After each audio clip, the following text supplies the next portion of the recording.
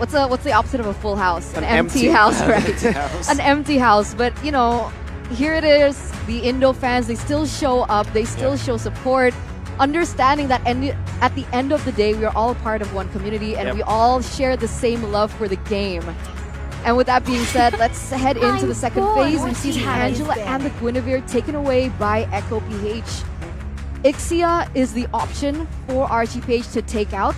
And I think we've seen these swaps coming through, the Faramis and the Valentina. So far, it hasn't worked out. But why do you think this is the case here for Echo? I believe that it's comfort. Sanji, this is what I want to take note about Echo, especially for MPLI. They will just resolve to their comfort picks. I think that they're the more comfortable they are, the better decisions they make in game. It might not matter if the composition of the enemy is stronger or like if it's more meta, you know, more fit in the meta. If they pick up the heroes that they're comfortable with, like the Valentino for Sanji, eventually there could be a Cho for JP Minotaur and the will finish off Minotaurs. what was left undone. Perhaps get the carry even at this point for Echo. You know that they can make better decisions in game when they have comfortable heroes. I acknowledge that and I appreciate that sentiment for Echo, but does that not make them predictable? It does. Because I think, if I'm not mistaken, they have the smallest hero pool shown so far here at MPLI. Exactly. And that has been the trait for Echo. Doesn't matter if their hero pool is smaller compared to others, they play it well. They just are going to be guns a-blazing, battering rams, going onto your opponents, and now RSG. Typically, when they see this Claude, they pick up something like a Yu Zhong. But maybe something like a Terizla might be the better choice for RSG Philippines in this case. Because of the presence of this 1-1 so that they have a lot of frontline, then Franco is also a hero that they pick up together with the 1-1 so that they have guaranteed ways of securing the crossbow tank. Instead, it's the Paquito. I am the power of light and the Kaja, of For course. Nats, he loves it, always. And for Light, a very solid hero to have some lockdown there to provide a bit more of an easy road for the 1-1 to crack those weakness points and win these team fights. But look at the end of this draft for Echo. Against the 1-1, against a whole lot of dash, they pick up a Phobius and flex the Arlet to the roam, to JP. With all due fairness, it was JP who first did the Arlet roam in MPL Philippines playoffs. Did it again in the group stages. And now in the grand final is going to be using it. Fits the profile of how Echo wants to play this game. They want to play aggressively. And with this Phobius, knowing that his matchup is going to be the Paquito, it's just impossible to lane in that case. That's why I really like this Phobius last pick coming out from Echo. And it's almost instant the way that they picked it, right? They know that this Phobius will win in that matchup. And here it is, ladies and gentlemen. The first step to crowning the MPLI 2023 champions. We're brought through these amazing graphics. Thank you, production team, once again. But here it is, the PH Grand Finals. We have Echo on one side, RSG on the other, as we bring you into the land of dawn for the first game in this best of 5 series. Let's get it. Hey, in the bottom lane, XP Sanford already going to be bullied here by Nats and Light, trying to go for a very early cut to the game. Kaltizi and Demon Kite as well. Fredrin versus Martis. This matchup, who's it favored for? Ooh, Fredrin versus Mars. I still feel it's going to be Fredrin. Like, there's a lot more ways for him to recover. But when it comes to snowballing, especially with the Kaja that you can secure the kills with, you're going to go with the Martis in the early stages of the game. And one thing I'm really concerned about for RGPH, and I think I said it in the draft, was the laning stage of the Paquito versus the Phobius, how Phobius-sided it is. But RGPH, the way that they fixed it is, put Light in there. It's a 2v1 and they clear the waves fast. If you get level 2 on the Paquito, you're at least survivable against a Phobius. It's that mid-trio strength that they're trying to convert onto, right? They're trying to close in that hole with that. And I understand this. You can already see it starting to work. This mid-trio with Light, Aqua, as well as Demon Kite already just really punishing Carl TZ in his own jungle, giving, I would say, Demon Kite a little bit of a early start. But Sanji already with that early burnt flicker in the game. Good resource to take out right before this neutral objective. An exchange of battle spells down below. RGPH still leading a bit in the the gold department, both setting up for the neutral objective that spawns in 12. Gonna be a lot of team fighting tools coming out from Echo. They have so much dashes, and this is the AP Brent combo with the final slash plus the Phobius. You activate your final slash, just guaranteed ultimate coming out from Sanford. In fact, Echo, they do have a lot of ways to kind of secure that Sanford will be able to get the dash out, get the ultimate out. Power Spike level 4 for both Nats and Aqua. Demonkai walking forward. Mortal Coil gonna be able to get popped in, but Sanji is the one who steals it. The Spike 2 Retribution as Brazer's Wrath coming down. Nats gets saved by a Nether Realm, and now is able to dash away. Demonic Force though. Nats gets the shielding. Sanford gets baited in. Light now. Divine Judgment pulling him back. Flicker all the way. Sanford still able to escape right now as that's a Shadow Stampede to bring JP and Sanji again back. It's That was... one for all. That was... Nobody died. Well, yeah, but at least Echo was still able to get that neutral objective over. And I think it's funny, right? Because in the drafting phase, I asked you the exact question. Why pick up a Valentina now? It doesn't feel like the perfect, I would say, counter setup towards the strong Faramis pick with the IMU. But it turns out it might be for a different reason. Like you mentioned, Sanji on the Valentina, comfortable hero, a power pick for him. And he's able to grab that turtle under the noses of both of the junglers. Sometimes it happens.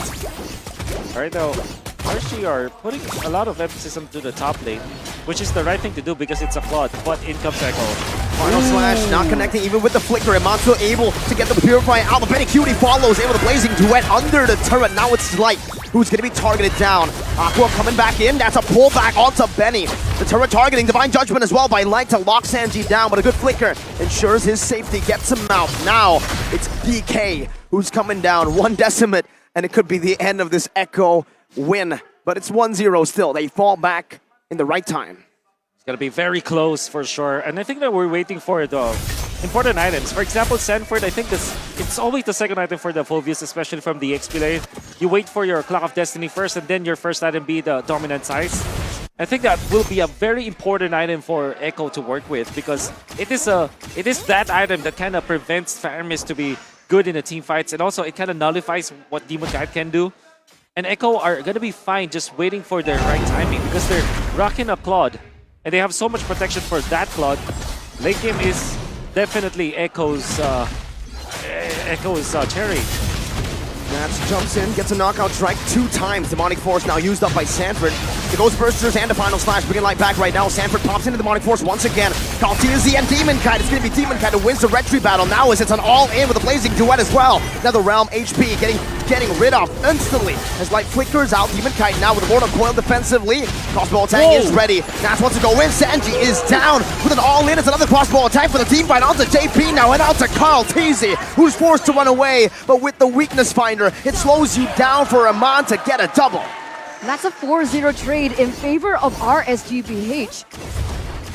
That was an interesting turn of events because face value in that neutral objective contest, Carl Teasy was a level below of Demon Kite, so they didn't really actually need to go for that engage. They lost the neutral objective and they gave the momentum back to RSGPH. What do you think about that? There were so many micro outplays. That's what I saw from that game. For example, Eman was able to stand his ground and get into the zone where Sanford will be receiving 3 stacks of the weakness points. Then additionally, you saw how Nats timed it perfectly, catching 3 members of Echo with a knockout strike. It almost looks like a Minoan Fury from his perspective. And not only that, Aqua, his timing on the Nether Realm is actually pretty good.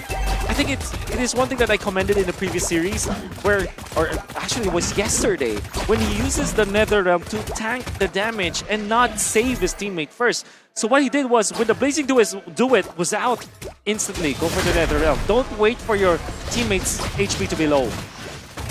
Wait a minute, Nats. Very aggressive maneuvers here. Whoa, an even more aggressive maneuver by Benny Cutie with a Blazing Duet as that's the Final Splash to displace Nats, but there's another realm by Aqua in that push just waiting. That's 2.2k gold lead for RSGPH. With that kill over to Aman, I still do see a very distinct gold difference between these gold laners. Mainly because Aman is 2-1 and 2. And Echo, they're trying to smoke it. At this point, they will try to still contest this one.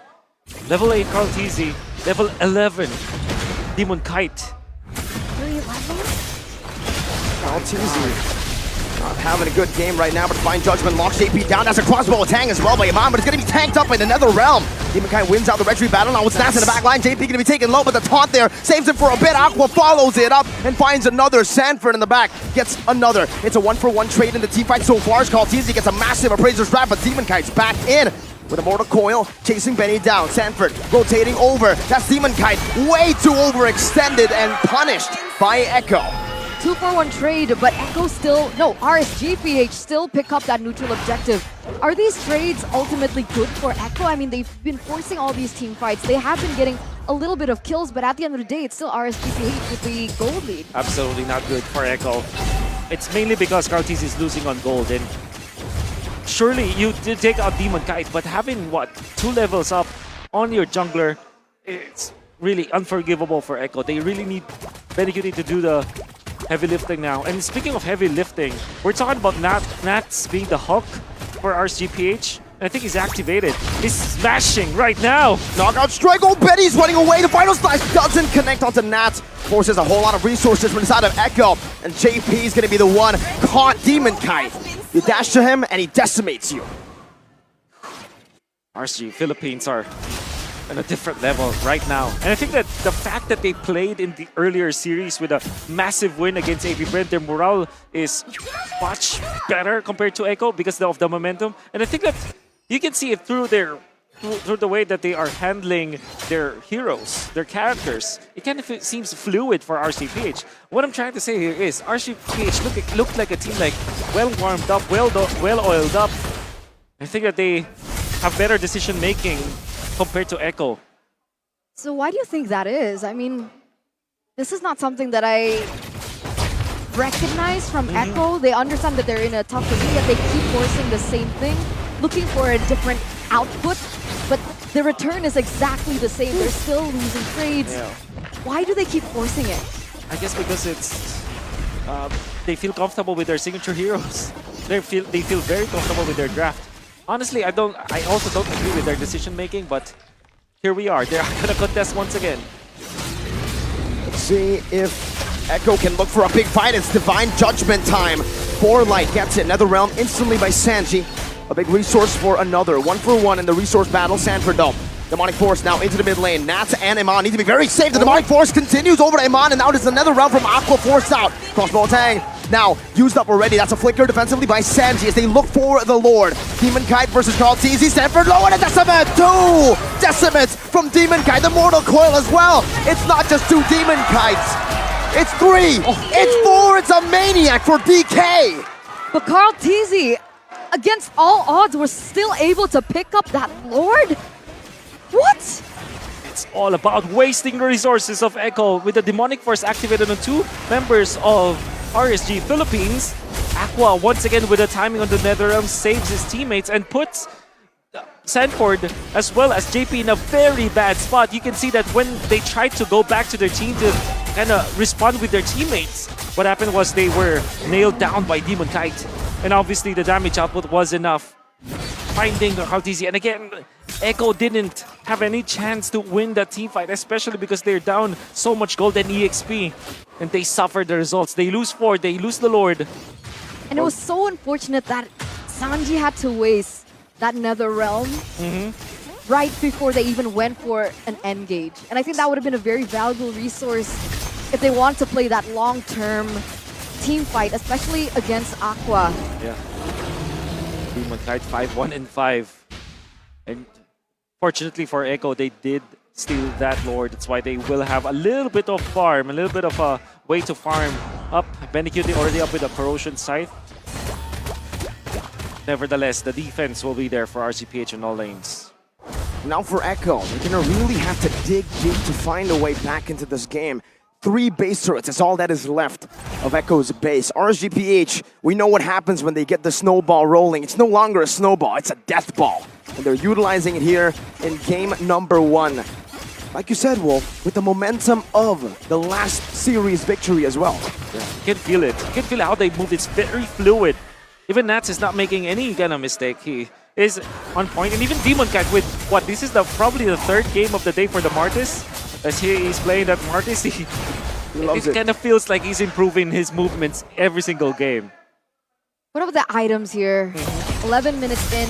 I mean, can Benny QT still come back and hold the team on his shoulders? Yeah. What about his items? He's 3 items in. Yeah, the fact that he is just 400 gold behind Eman, that's actually pretty good for for Echo. And also another important item is the Winter Truncheon available for Sanford. I can imagine that more members of Echo will eventually get that item to counter this 1-1. But most specifically for Sanford, that is very important. The item timing will be great for the team. Hopes that they can win that team fight that way. Now though, RSGPH, it feels like they're playing their usual strategy, does it not? Aqua on the Faramis, you have Nats just continuously controlling these side lanes back and forth, and even now he's starting to manipulate to set up for the neutral objective take. This is typical RSGPH. That's right. They got the comfort picks. comfort picks and comfort playstyle too. All right, JP walking forward. Divine Judgment instantly lock him down, and that's him taken out. Not even a crossbow, a tang by Iman. He holds it in. Sanji stole the Nether Realm, but now it's also used up. Kaltizi is inside of that Lord Pit right now. Iman going forward, baiting out a few of these demonic forces from Sanford as Kaltizi goes at it with Demon Kite right now. It's a 1v1 retry battle, and it's the GOAT, Kaltizi, who finds the Lord, but Iman gets a solo kill. Now it's an all-in to the bottom side. A knockout strike to bring Sanji all the way to the Decimate. That's him taken down. Now it's Carl against the world, and the world wins. The Decimate takes him out to give Demon Kite 2. What is that retribution by Carl Teasy? I mean, 2 times he was able to win it against Demon Kite. But now, Nat's going to be able to punch Benny Cutie back into his base. But that was actually a really good 1v1 between Aman and Sanford earlier on that Aman eventually won. And this is it, RSGPH. This is their very own rumbling. Final slash, only onto Light, and it's only Penny who can clear these waves. Single target damage, man, you're not going to be able to clear all of it. And it's a base turret, despite Echo being the ones to secure the neutral objective. You gotta have to hand it to the GOAT, the young GOAT, able to steal that Lord even when he was actually a level behind. Exactly. And I see that he is actually juggling between the taunt as well as the knockup coming out from the Fredrin. But even more so, he was really much on point with the retribution. And that's something that you can give to Carl Teasy for sure. Still not level 15. But RSG Philippines, that snag coming out from Light onto JP. They even forced the Nether Realm and they want more. Good reaction by Benny Cutie right there. Now the whole team's baited out. The final slash from JP. That's a big one with a flicker comboed in. Now it's another round. The demonic force falling through all the way to the back line. Iman giving him a lot of resources to just continue to pop this demonic force. Echo on the chase. Iman finally getting out of that range, getting into the base turret. But now it's Echo who are fighting, who are winning the fight despite a 4,000 gold deficit. Demon Kite, Mortal Coil, giving them enough space to clear the minions out. It's Aqua with the Ghost Bursters. Echo, do they have a chance to completely win this? Let's see, the conceal used up by JP, all just to back away for now. What in the world happened there? Light gets taken out and instantly Echo's able to hold back the ball? Echo just super on point when it comes to identifying some weaknesses from their opponents, even when they're behind. They found an opening onto the front lines, and the RSGPH utilized their Nether Realm just to save Light. Then eventually they took over. As long as they are zoning out Emma, they're going to be A-okay. And the fact that Sanford has now reached critical mass, I think that he has his 4th item already, it makes it so that he is the nuisance. Obviously, he deals the damage and he's very tanky, but more so, it's a disruptor for RSGPH. It's like he destroys the formation of RSG Philippines. So, in the coming team fights in the late game, Sanford's role will be so important for the team. But being able to zone out Amon is one thing, right? Yeah. Poor damage dealer for RSGPH, but if we take a look at the damage dealt, it's actually Aqua at #1 in the leaderboard. That's very true. That's why Carl TC went in for the Athena Shield, and I reckon Benny Cutie will have to consider it also. They can see that he can easily be bursted down because of that. So yeah, you really have to take care of Eman, but you also have to take care of Aqua. And now I'm worried, right? Demon Kite and Carl TZ, they're both at level 15. At this point, with a 5k gold difference, it feels like it doesn't matter. It feels like a 50-50. Yes. It's all about the Nether Realms now, actually, from both Sanji as well as Aqua. It's all about who is better at zoning out. That's already put low.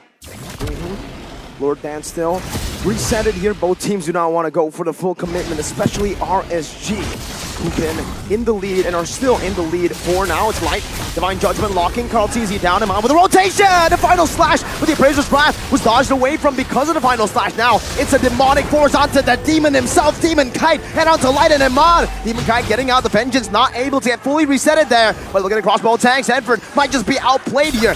That's what Blazing do it from Benny Cutie onto the back, and he finds the big play to shut Iman down. Now it's like concealed in, flickering forward, Benny! With the immortality, and now it's Sanji, super low, taken out, knocked out by Nats. In game number 1, it's still a 2 for 2 in the 17th minute. Aqua trying to find a good angle to look for another, but it's equal. Wow. The legend himself, man. Benny, what? Oh my That goodness. was beautiful. The outplays coming through, coming in with the last second. That decision of making championship blood running through his veins, that critical last moment really won him an equilibrium with RSGPH here in the 17th minute. They read it through. Sanford went in for the play, went for Demonic Force onto Eman. He knows that Eman eventually will get the stacks and will get the ultimate.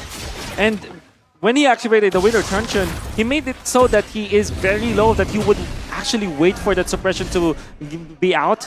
And then when he is about to get back out of the frozen state, that was when Benny Cutie went in with the BMI. That was really smartly played by Echo. And now it's back to this, back to square one, back to this Lord Dance.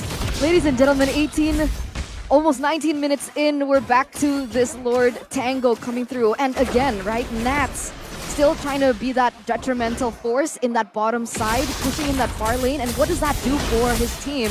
It actually is able to bring Stanford out of the team in hopes that Aman will be a little bit more free if it comes to a team fight. Light and Eman holding the long bush for Carl TZ. Ooh, all the weakness point popped in. Look at that, half HP instantly. That's Carl Tizia, the main frontliner of Echo. Yeah, you gotta have to watch out for the Benny Cutie plays, by the way, at this stage for Echo. Light, conceal, JP with a good cancel, the final slash displacing Light right now. That's gonna be the taunt as well. Chain CC onto Light, no Divine Judgment used up just yet, but now JP is still in the midst, and Mon gets all the weakness points right now, but it's not gonna be able to pop it in just yet. As Sanford jumps in and zones him away. The Demonic Force follows through all the way, and Mon brought back under the tier 2. Aqua comes in with the save of the Nether Realm. Now it's Sanford again in the midst of it all with another realm as well, but aside of Sanji and a Winter Truncheon as well. But Sanford should fall here with another 8 damage coming in, but the Divine Judgment from Light catches a Benny Cutie with a blazing duet. Sanji locked down and now taken out by Iman. RSGPH, they win a fight purely through micro. Oh my goodness! Eman, I've seen that before. It was a Marquis-esque play. Back in season, what, 10? They countered the Phobius. And RSG, oh my god, they're gonna end it. They went for the juggler. And a Divine Judgment to end it all. The final slash will truly be the final one of the game, as Echo will fall in game number 1. Wow. Amazing. I'm still at a loss for words with that play by RSG. What? The team fight before that, it was Echo outwitting the side of RSG Philippines, right? You saw that they were able to punish that kind of play. But at the